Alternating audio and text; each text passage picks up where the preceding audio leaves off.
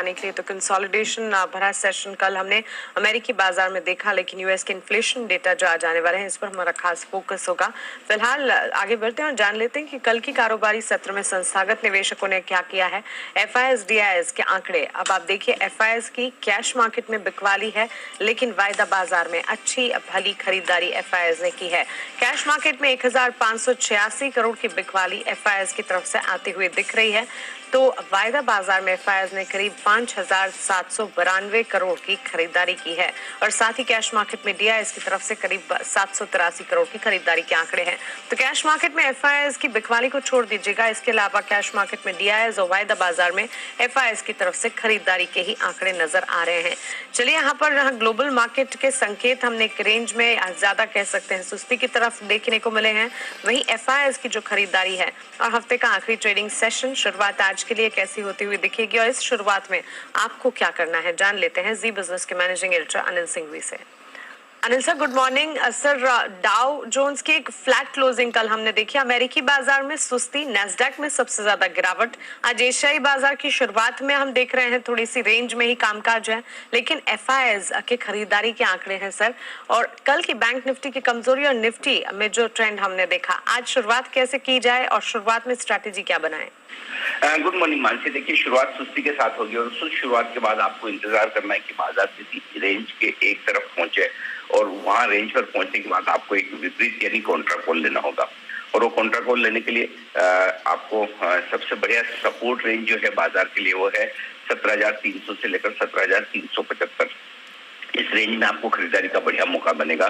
तो बेसिकली 17,400 के आसपास और इसके नीचे से खरीदारी का मन बनाना चाहिए और ऊपरी स्तरों पर 17,550 को पार करके टिकता है तो उसके बाद 17,650 तक की रेंज में ऊपर में प्रॉफिट बुकिंग करनी चाहिए।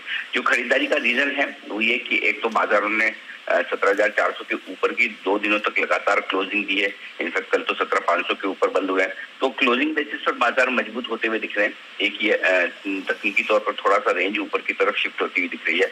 दूसरी तरफ ग्लोबल मार्केट स्टेबल है, कोई खास दिक्कत वाली बात नहीं, लेकिन ऊपरी स्तरों पर प्रॉफिट बुकिंग और थोड़ी बहुत बिकवाली जो करनी है उसके पीछे 2 कारण है। एक पुट रेशियो आपका बढ़कर आया है, थोड़ा ओवरबॉट है, और दूसरा एफआईएस के आंकड़े हैं जो बहुत अच्छे नहीं है।